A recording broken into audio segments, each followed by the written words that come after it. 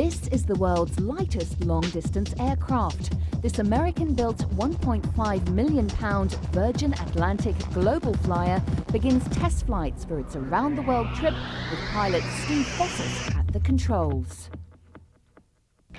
British adventurer and entrepreneur Sir Richard Branson unveils his latest record-breaking attempt to the world's press.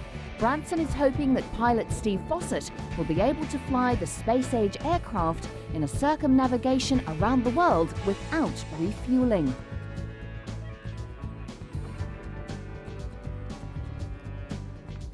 The launch in California is the culmination of 5 years' work. Pilot Steve Fossett says that he is nervous but excited at the prospect of his daring voyage. The risk of a botched takeoff in some way causing structural failure is very real. As you can see, everything about the Queen Mary 2 is big, really big. She stretches 345 meters long, 5 times longer than the Britannia. This equals the length of 42 double-decker buses. It weighs 150,000 tons, 3 times the weight of the most famous of all ships, the Titanic. She has space for over 2,500 passengers, and talk about luxury, from spas to swimming pools, of which there are 5, and to top it all off, there is 1 crew member for every 2 passengers. If that's not enough, there's your choice of gourmet food from 15 different restaurants and bars.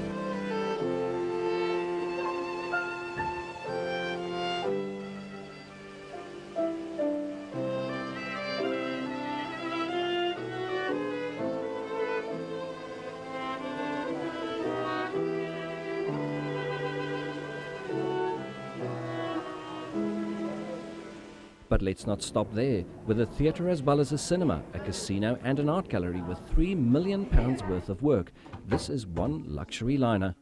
Prices start from around £1,000 per person, but can go as high as £20,000 for the top apartments. You do get your own personal butler at that price though. Shut it up. Sometimes the interior can resemble a shopping arcade, and the cabins have the feel and look of a top-class hotel. So if you tire of the sea, you can always retire into the ship and shop until your heart's content. For most of the year, she will travel between the UK and the USA. The journey will take 5 to 6 days. Now to something guaranteed to get the adrenaline flowing. This is Kuala Lumpur's landmark tower, the 88-storey Petronas Twin Towers, and the nearby KL Tower were the focal point of the country's New Year festivals. 55 skydivers flung themselves off the 3 towers in a week-long extravaganza. Malaysia's Sky Venture Productions organised the International Base Jump Championship, now an annual event to usher in the new year in Malaysia. 55 skydivers jumped from the 73rd floor of the 452-metre high tower. This is the 4th such event. The first was on New Year's Day 2001 to mark the new millennium. Large crowds turned up daily to watch the daredevils. Each participant executes the jump by leaping into a free fall for several seconds to clear the building, before deploying their parachutes towards a target near the towers. Just imagine jumping from a height of 300 meters. As one flyer said, for 4 or 5 minutes you get to feel like you're flying.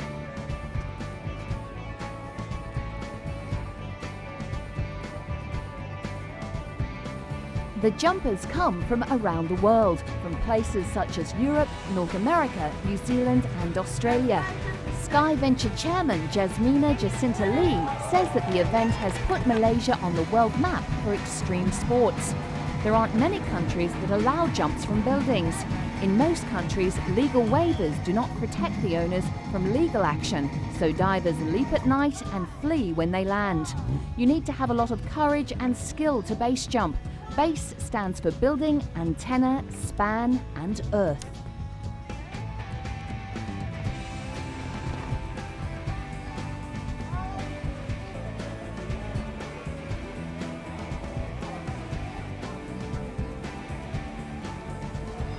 It is a very popular spectator sport because it's fast-moving and dangerous.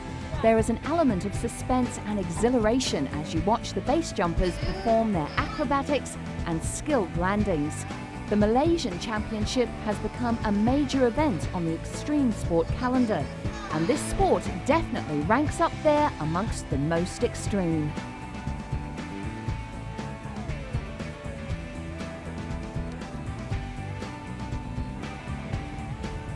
Some jumpers describe it as something that a person does because they love it, and it indicates a certain type of free spirit and a great amount of courage and skill.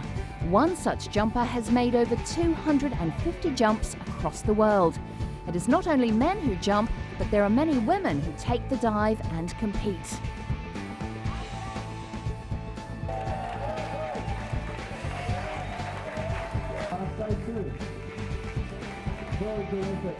This is Chris Mcdougal from Australia. He is the acrobatic winner of the championship, and the accuracy and overall champion, James Freeman, also from Australia. An unusual sport, but one that is ever increasing in popularity.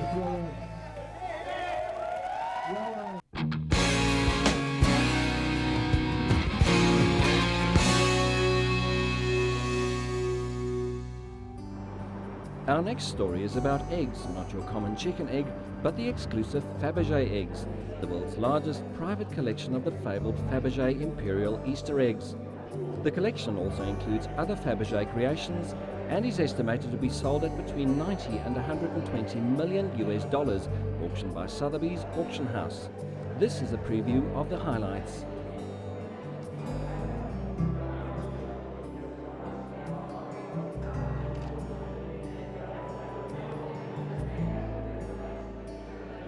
The eggs were first commissioned by Russian Tsar Alexander III from the House of Fabergé's master crafters in 1885. They were presented to his wife, the Tsarina, as an Easter gift. The Romanov imperial family continued the tradition of commissioning an egg for 30 years after that.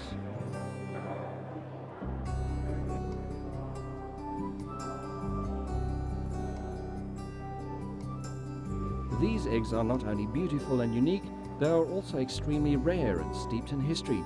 They were made by the top jeweler in Russia at the time, but more than that, they're imperial, and there were only 50 of them ever made. This collection includes 9 of those 50 eggs. Only 7 eggs have ever been sold in the last 65 years, and it's predicted there will be a lot of interest in the sale. The former Soviet Union began selling the eggs 35 years ago. There is no doubt the auction will interest buyers from around the world, especially those from the egg's original homeland, Russia.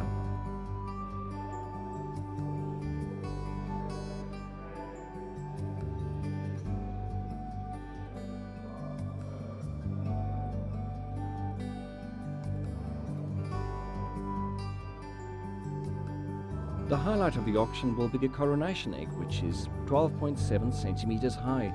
The egg is expected to fetch between 18 and 24 million US dollars. The coronation egg was commissioned by Nicholas II after he was crowned in Moscow to present to his Tsarina on Easter in 1897.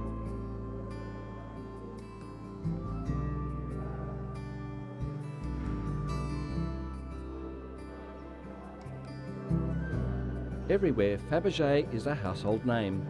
Forbes, publisher of Forbes magazine, collected the imperial eggs, and they have been displayed and shown worldwide since his death 14 years ago. The family have decided to let other collectors enjoy these rare works. A kingly gift by anyone's measure.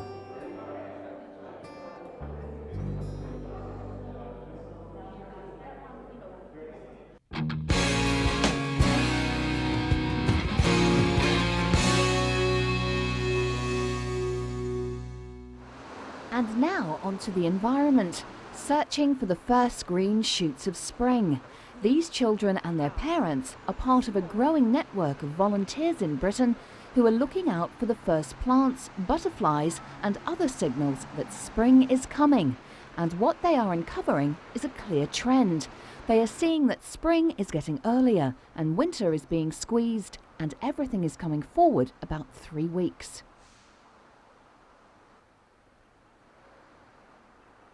But by March this year, conservation organisations hope to have built up a much more detailed picture of when spring arrives around the country. Young volunteers like these are looking for frog spawn in the gardens of London's Natural History Museum and are at the forefront of this project. Let's see if there's anything in here. Changes in the season can have unpredictable effects on the balance of nature and the interdependent species. Scientists claim that climate change is giving Britain earlier and warmer springs, and with temperatures predicted to rise steadily over the coming decades, this trend looks set to continue.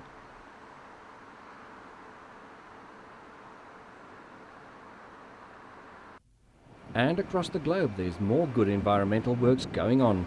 Brazilian motorists often have 5 choices when tanking up: 2 kinds of unleaded petrol, diesel, natural gas and ethanol made from sugarcane. Soon they might have another, diesel fuel made from vegetable oils known as biodiesel.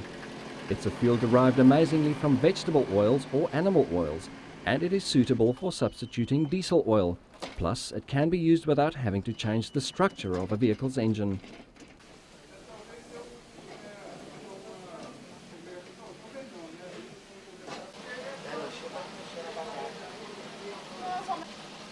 In a pilot project in Rio de Janeiro, 6 city garbage trucks are running on a mix of soy oil and used vegetable oil donated by McDonald's. It has been jokingly referred to as Mcdougal. Scientists from across Brazil are extracting oils from peanuts, palm, soy and other plants to make and test biodiesel.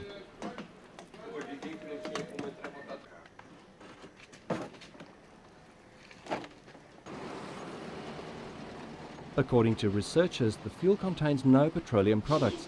It's a clean burning alternative fuel that performs like diesel but is made from natural sources.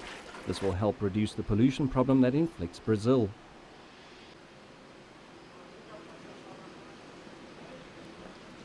In Brazil, biodiesel is in its infancy, but it has the advantage of playing to the strength of the largely underdeveloped country. Brazil's favourite oil source is soy. It's the world's 2nd biggest producer of soy after the United States. The refining process, which basically removes the glycerin content, requires a lot of alcohol. Again, this is no problem for Brazil, the world's largest sugarcane grower.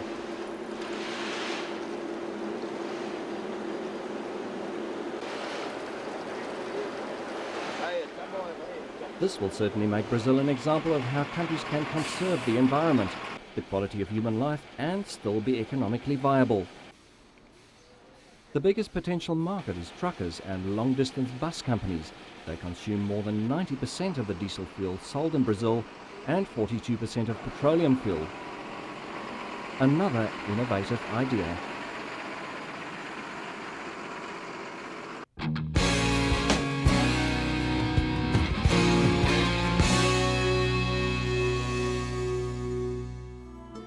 There are not many sites as grand as that of the Egyptian pyramids, and in an effort to protect these most treasured wonders, Egyptian authorities have built a wall around the country's most popular tourist attraction in an attempt to shield it from roaming camels and over-enthusiastic visitors. One of the world's treasured landmarks and a popular tourist destination for travellers to Egypt, every year, thousands of visitors flock to see the pyramids near Cairo. The site contains the Great Pyramids and thousands of Old Kingdom tombs. The Great Sphinx also lies on the site in an Old Kingdom quarry.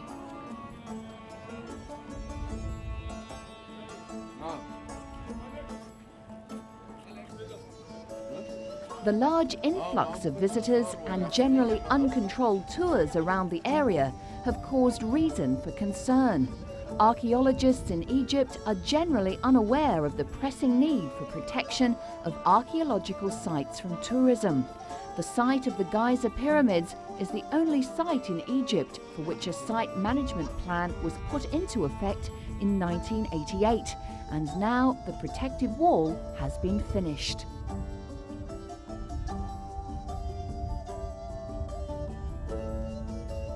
Dr. Havas is an archaeologist and Egypt's director for the Giza pyramids. He is credited with major discoveries, such as the unusual double statue of Ramses II at Giza and the tombs of the Giza builders.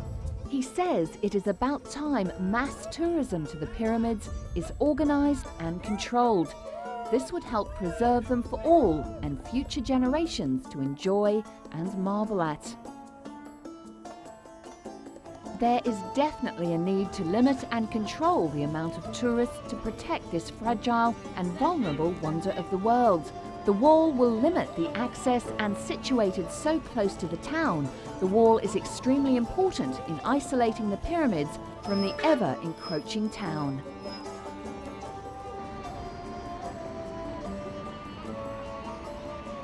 As stated at the UNESCO conference in Paris during 1996, tourism may be the best and worst of things. For the pyramids, we can only hope it will be for the best of things.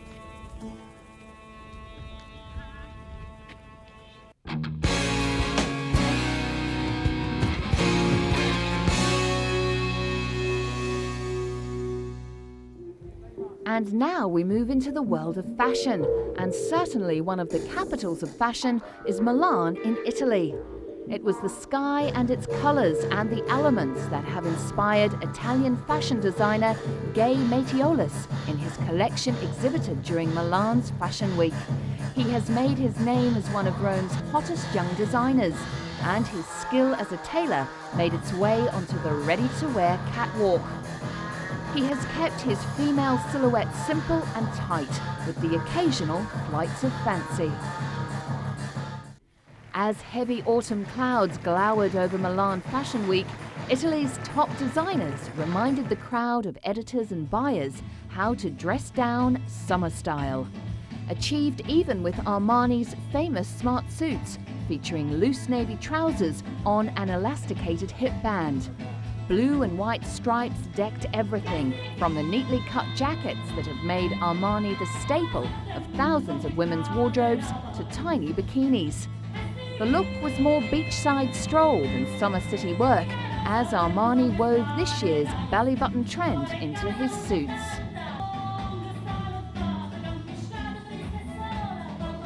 But the biggest surprise came when Armani, who has berated other designers for drawing attention to themselves, printed a t-shirt with his own face.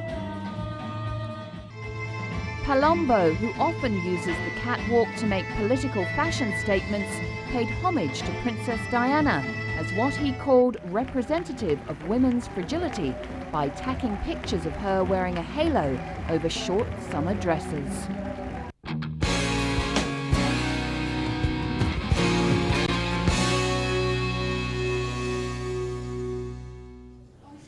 From fashion to babies, and a major London hospital is offering women giving birth in its maternity unit the chance to spread their good news by emailing photos of their new bundle of joy to relatives and friends around the world.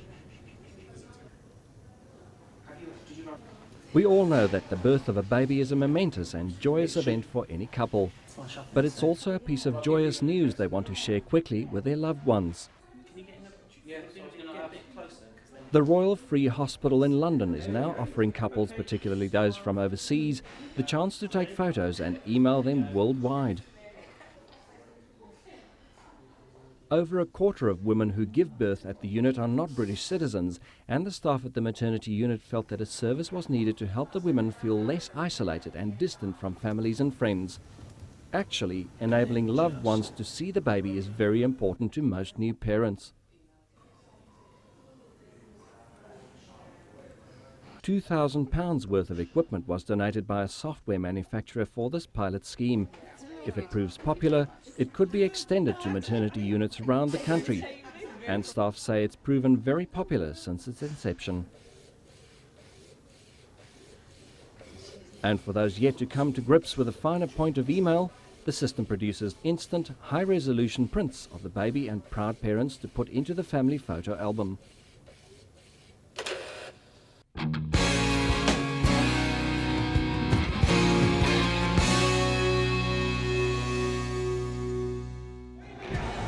Britain's 14th Autosport International Show, featuring all things fast and furious in the motor racing world, has opened in Birmingham.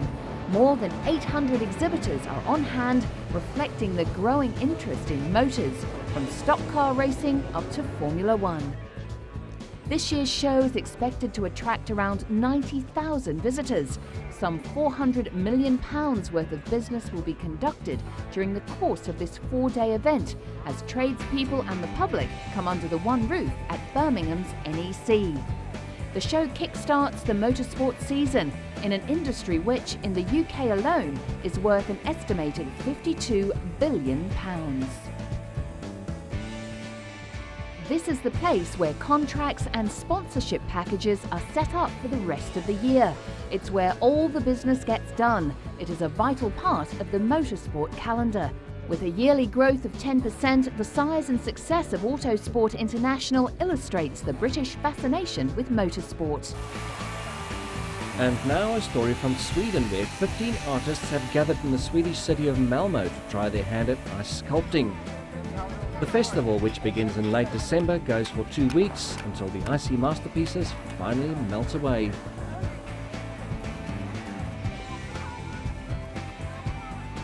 "17 tons of ice have been transported from Lapland because the ice from Lapland is meant to be the cleanest in the world. The ice transport for the festival was the biggest in Scandinavia.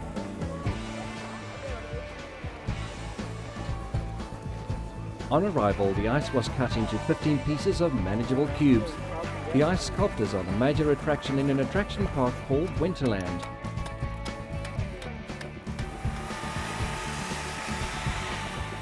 And from the look on this youngster's face, the artwork is both captivating and maybe a little hard for her to comprehend. But the artwork is truly amazing. Not all the artists have worked with ice. One British artist generally works with stone, sculptors for stones and official places. So no doubt the ice work is both a challenge and a great creative alternative. A chance for artists to extend beyond their usual medium.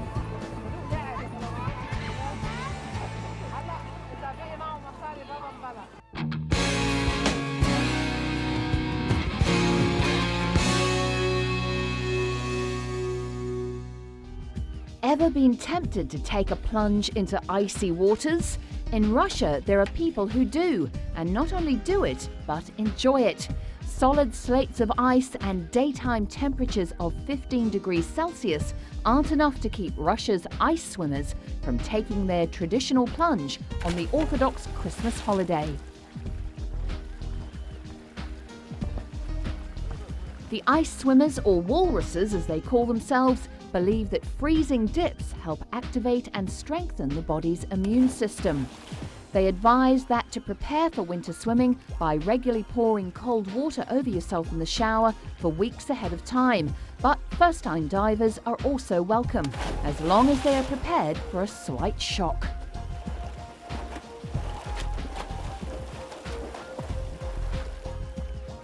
Veteran walrus Nina found that the first time she took the plunge, she felt very strange coming out of the water. But once she did more ice swimming, she found it wonderful. With at least 3 months of solid Russian winter ahead, there will be plenty of time for others to join their ranks, though they may remain unconvinced.